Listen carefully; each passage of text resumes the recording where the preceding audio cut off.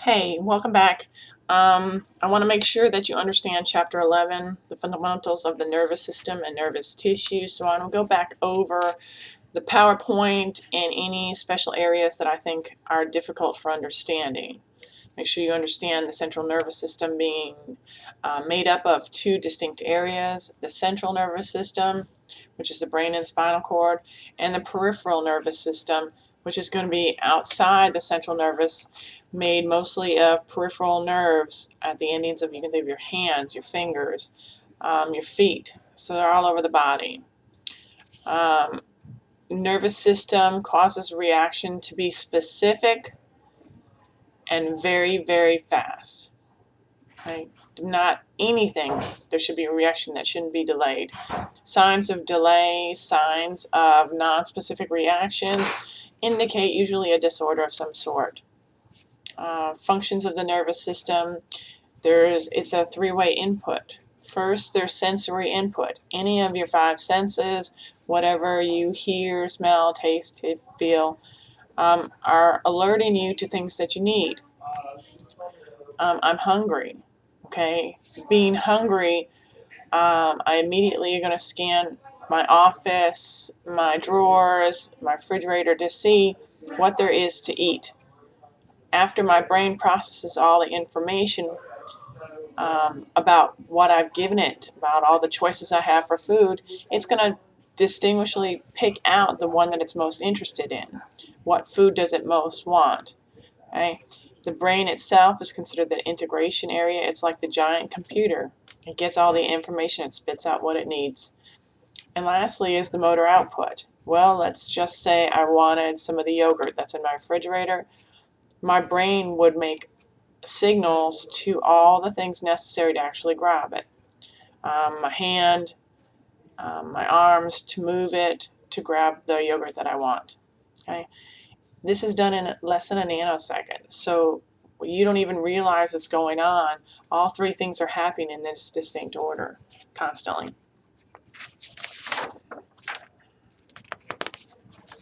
Okay.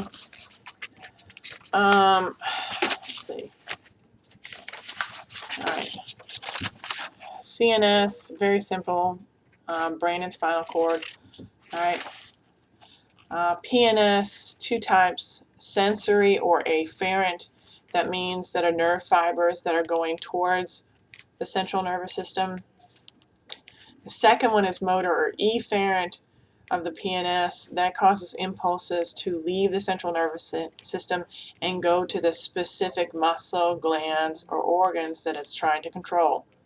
Okay. History. Well, nerve cells are extremely unique in their own right. They have special characteristics that other cells that we've studied about do not have. First of all is longevity. They're born with you and they stay with you through life. They're not replaced. If one dies or is damaged, it doesn't get replaced by another one. Secondly is amitotic, means that these cells are given a job from birth. So they know the specific job, this is what they do, and it's done their lifetime. And the last one is high metabolic rate. That means these cells have an increased metabolic rate because think about what their job is. They have to have a lot of energy to do so. So therefore they require more oxygen and more glucose to sustain their ability to do their job. Makes sense. Okay. The other cells are called neuroglia. Neuroglia, there's 6 kinds. Okay. Astrocytes, central nervous system, support and brace neurons into place closest to where nutrients are available. Second one is neuroglia, small. They touch any neuron that's close to them. Any one that is not working correctly or dead, it just turns into a macrophage and ingests them. Endomyal cells, also central nervous system. Those are cells that are squamous shaped, that have cilia on them. They line the brain and spinal cord and try to keep the cerebral spinal fluid in constant motion. Oligodendrocytes, they're branched, they're in the central nervous system, and they're the ones that make myelin sheath. Satellite cells, they're found in the peripheral nervous system and do the same thing as astrocytes. And the last one is Schwann cells. Schwann cells are in the peripheral nervous system as well, and they do the same thing as oligodendrocytes. Okay.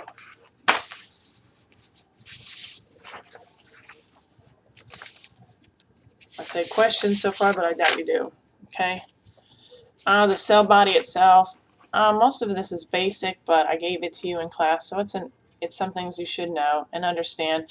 There's a nucleus, a nucleolus, tons of cytoplasm, because remember, cytoplasm's main purpose was to allow chemical reactions to occur or transmit there. It also has the same principle, organelles that make protein, like ribosomes, roughly are Golgi apparatus. It also has microtubules and neurotubules to give the shape of this neuron very much a lot of structure. Okay. There's processes on this. There's two types of processes. There's dendrites. Those are the short tapering ones that surround the whole cell body. And then you have the axon, which is one long continuous processes that comes off of an axon hillock. Okay. Think about the picture. All right. Myelin sheath. Myelin sheath it's segmented. It's protein lipid sheath. It's wraps around the axon in specific spacing order. Okay. Remember, in the PNS, it's formed by Schwann cells, and in the CNS, it's formed by oligodendrocytes. Okay. To make this myelin sheath, remember the example that I used. It's like rolling a soft taco. It's perfect. It is at the proper diameter. There is no change between one myelin sheath to the next. There's proper spacing in between the myelin sheaths. It's done perfectly. Okay. Regions of the brain, remember the practical exam that you had. Just remember that there's white and gray matter. The white matter is going to be primarily fiber tracts and myelinated fibers. The gray matter is going to be mostly nerve cell bodies with no myelinated fibers. The classification of neurons, remember multipolar, bipolar, and unipolar. Okay. Look at your notes for that one. Very simple, nothing too crazy. I'm just reviewing this part first. Functional classification of neurons. Okay, remember you have the sensory. That's going to be going towards the central nervous system. You have the motor that goes away from the central nervous system. And then you have the interneurons that are found between the sensory and the motor neurons. And they're like the policeman that's in the center of a very busy traffic jam because there's no lights, no power. It directs where to go into the integration center, and it directs impulses where to go to leave out which motor neuron. Okay.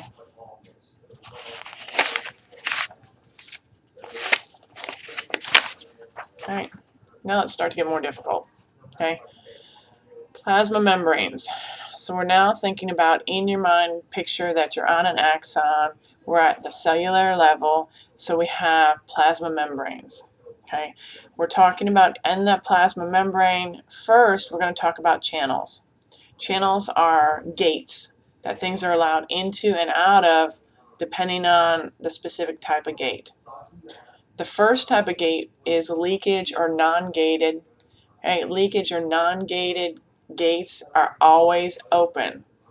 These allow ions, specific ions, to go into and out of it with no change necessary. Okay, second type of gates are going to be, these are gated. Okay, and of course there's three types of gates that are gated. The first one is chemically gated.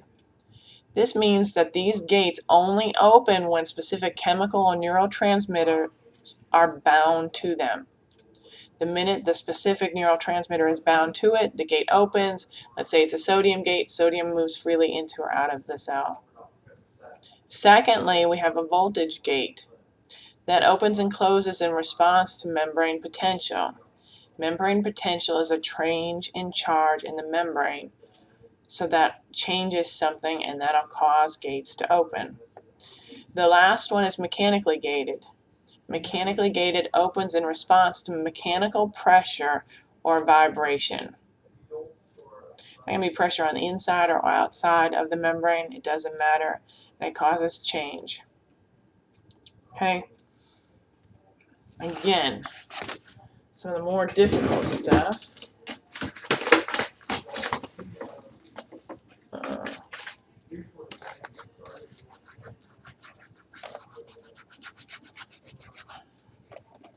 Alright, trying.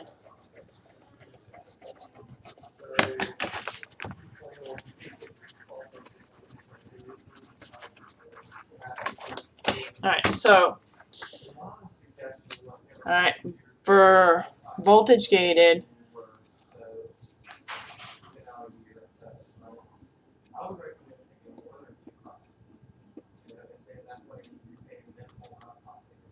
okay, this is an axon with the plasma membrane. On the outside of the plasma membrane, you see that it's positive. On the inside, that it's negative, okay? This just means that this is a resting membrane. Nothing's happening. There's no change. Okay? There's nothing going to change. It's resting. Nothing's going on. So if it's positive 10 on the outside, it's negative 10 on the inside. It's essentially at 0. So nothing's happening. Okay? Okay? So second thing that this slide also talks about is the permeability of a membrane. Okay? Okay? Intercellular fluid has a much lower concentration of sodium and chloride. So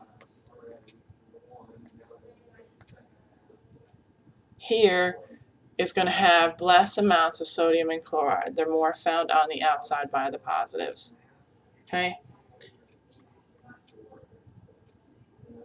And their role is different for potassium. So potassium's on one side, sodium is on the other. Okay? Potassium is the greatest player in the membrane potential. It's very, very strong, and it represents a greater charge. Okay, so let me put that down. All right. So let's start getting into more of the definitions to help you understand. Okay.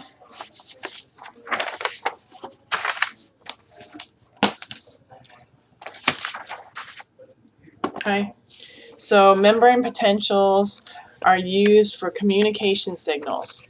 It lets information to be received, it's for information to be integrated, it's for information to be sent out. So the three things that we talked about when you're talking about sequence of events. Okay, seeing something sensory, integrating the information in your brain, and sending out information to cause your arm to move. Okay, that's membrane potentials. Membrane potentials can be changed by two things: anything that alters the concentrations on either side of the membrane, so either on the outside or the inside, can cause the membrane potential to change. Which that makes sense. If I tell you if it's negative 10 on one side and positive 10 on the other side, if I alter the ion concentration on the inside, okay, so then I'm saying that it's going to be now, instead of negative 10, it's negative 6. So there's a difference between what's the outside and what's the inside. Now the membrane potential is going to change. Second thing is anything that changes the membrane permeability to ion. That means you're opening some gate allowing ions to come in. Again, we're altering the charge on the inside when comparing it to the outside. That causes changes. Two types of potentials. You have a graded potential. That's incoming signals operating over very short distances. So that's a signal from, my brain to the shoulder. Not very far, it's not going far at all. Okay, but then the action potentials are going to go over a long distance, over several axons. So we're talking brain to toe. I mean, it's just a very long distance, and it won't change its intensity no matter how long it's going to go. All right, some review of terms, but when used in a different context, they kind of are the same. Depolarization.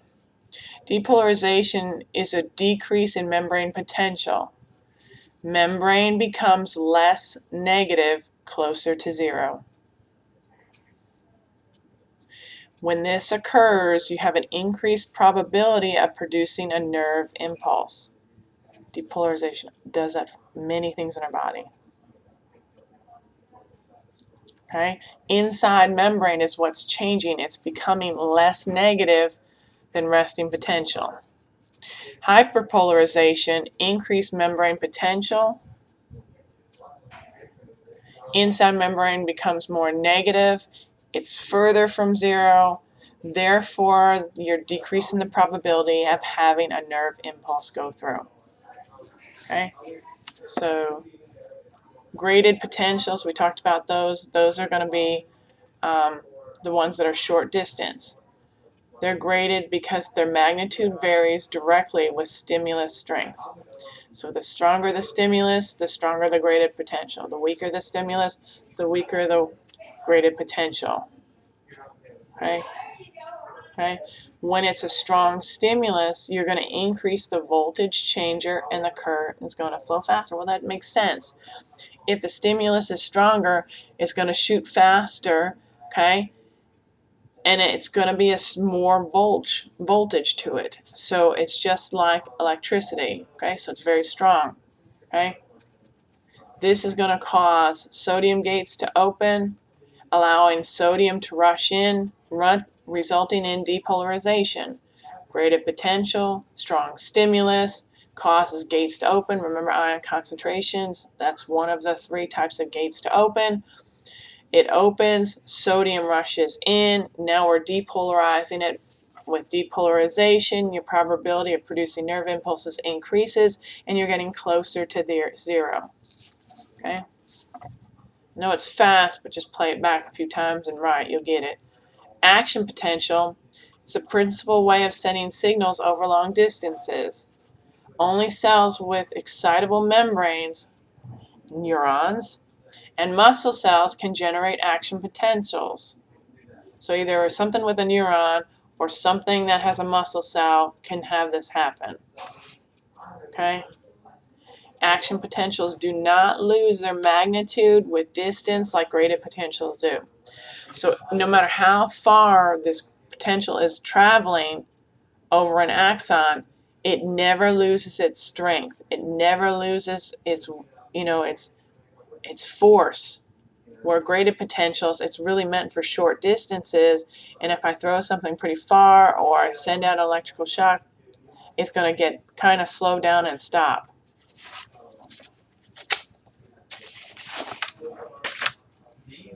Okay.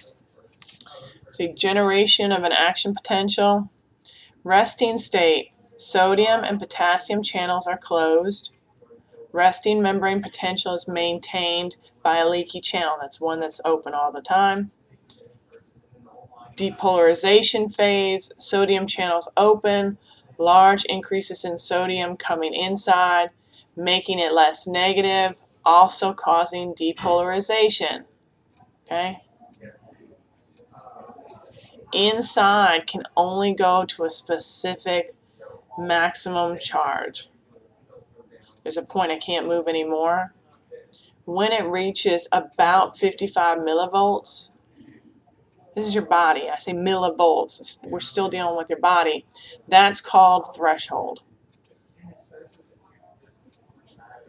Repolarization phase, sodium channels begin to close, sodium permeability declines, potassium channels now are going to do the opposite and open, and internal negativity is again restored. Hyperpolarization happens sometimes, not all the time. It's not always in the sequence. Some potassium channels may remain open, and that means there's excessive potassium coming in. It'll still balance out and still go to resting state, but it can happen and disrupt it and take more time. Okay, let's see. Action potential propagation. Stimulation of a neuron causes sodium gates to open.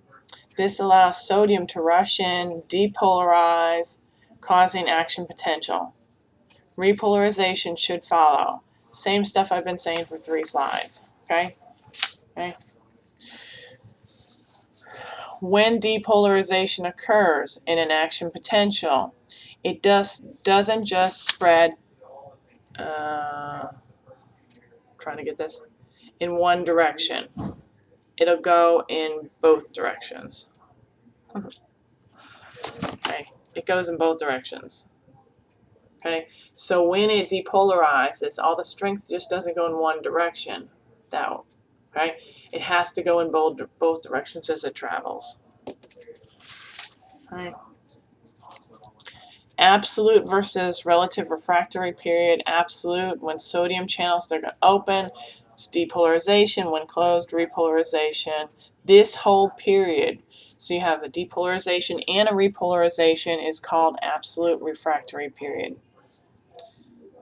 It's an all or nothing event for an action potential. Either happens completely or not at all.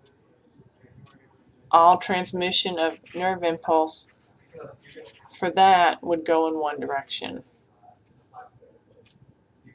Relative refractory, the time following just after absolute refractory period ends, so right after repolarization, sodium channels return to resting state.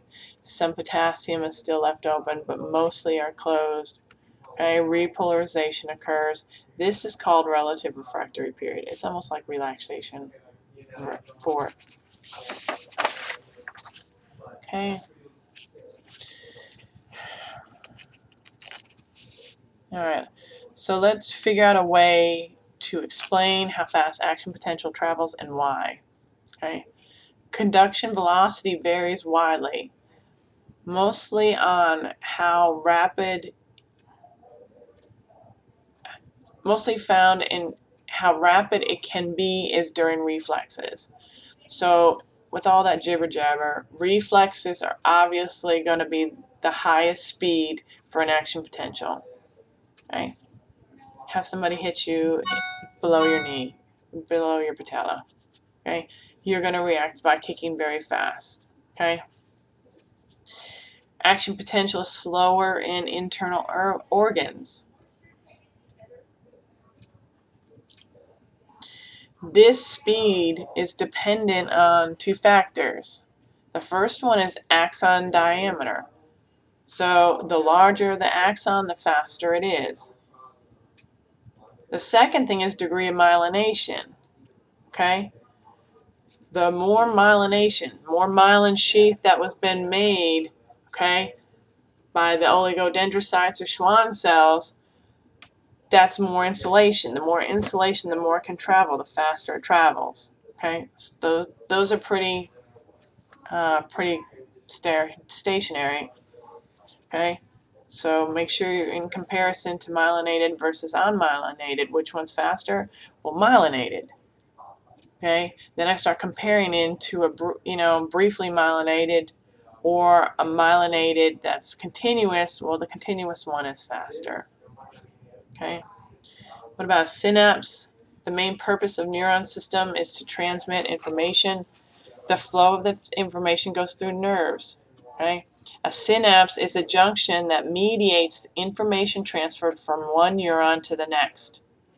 It's the space between 2 neurons that are touching. So picture or draw a picture of a multi-axon, okay?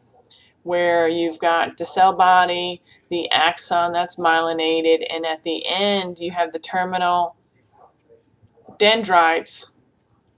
Well, there's a small space and you'll have more terminal dendrites another axon and another cell body. So that space between the two areas, you know, from one axon to the next, that's a synapse. Okay? The neuron conducting impulses are toward the synapse. The neuron transmitting electrical signals away from the synapse is called postsynaptic neuron. There's 5 types of neurons. There's axodendritic, that means axon to dendrites of the other neuron. You've got axosomatic, that's axon of one neuron to somatosomes of the other one. You've got axonic, that's axon to axon. Dendrodendritic, that's dendrite to dendrite. Dendrosomatic, dendrite to soma. They're just how they're laying together. How is each neuron drawn like a multi-neuron laying next to each other? Chemical synapses specialized to allow and release and reception of chemical neurotransmitters. Okay.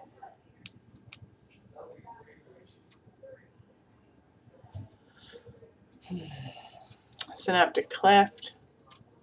Okay.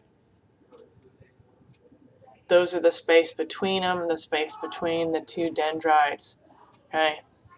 It's fluid filled because for chemical synapses or current to continue, there has to be some sort of media. The media is fluid. Okay. An impulse is transmitted depends on the release, diffusion, and reception binding to the neurotransmitting molecules and allows for communication.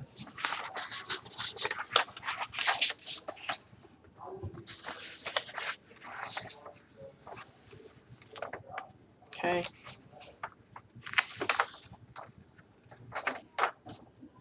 Six steps for information transfer. It's chemical synapse.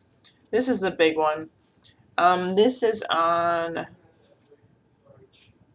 page 13 of the notes. Okay, so use the image, the picture from, it's at 11.17 in the book. Use that one. It's a really good picture of what I'm going to discuss. The first step, the beginning of a chemical synapse is when action potential arrives at the axon terminal. So right away, you've got an action potential now starting at the axon terminal. Secondly, when it arrives at the axon terminal, it causes calcium channels to open. Okay, these voltage-gated channels of calcium also open as well, and this causes an electrical chemical gradient to change from the extracellular fluid of the terminal. Calcium is flooding in. Okay, when it floods in, it's changing the interior's charge. Third, all this calcium in the axon acts as intracellular messenger. Synaptogen, which is a protein, binds to the calcium. It becomes a molecule. This molecule interacts with all other proteins in the area that control membrane fusion. Because of the synaptic vesicle fused with an axon membrane, it now goes, so now it's traveling to the end of it. It's at the very axon membrane, so it's at the end of the membrane after all the calciums come in, and it's going to be removed or pushed out via exocytosis into the synaptic cleft. Again, something very similar to what we did. Fourth, neurotransmitters that were released by exocytosis diffuse across the synaptic cleft, bind to the receptors on the postsynaptic membrane. Fifth, this binding opens ion channels depending on what the neurotransmitter is. Binded to what protein causes the postsynaptic neuron to either be excited or inhibited. And then finally, 6, neurotransmitter effects are terminated. Yeesh.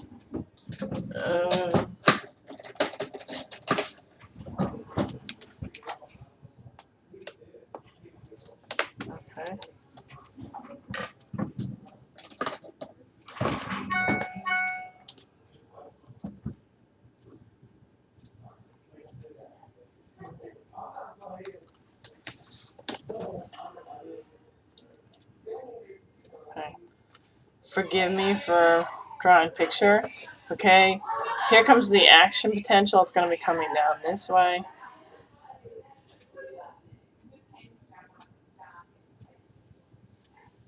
Okay, here comes the action potential. Okay, so the action potential is going to arrive at the axon terminal. Immediately when it does so, here and here are going to be tons of calcium gates. These calcium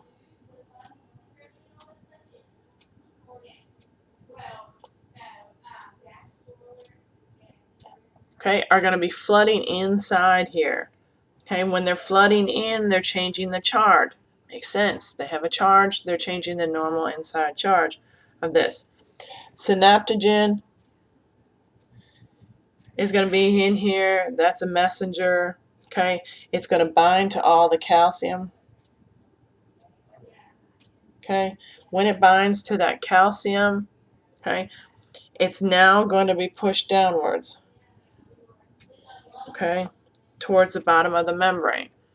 When it gets down towards the bottom of the membrane, it's pushed out by exocytosis, goes across the synaptic cleft, and it binds to receptors, okay, across on the postsynaptic membrane.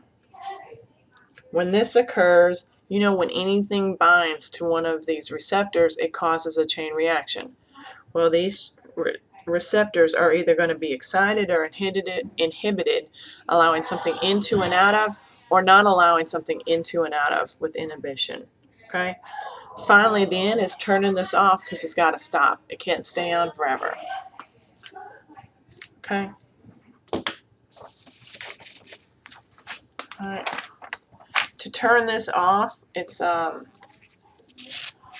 one of three ways. Degrade the enzymes so they have an enzyme, have it break down, then it doesn't function any longer. Uptake astrocytes, okay, to have a change, or diffusion away from synaptic cleft. Okay.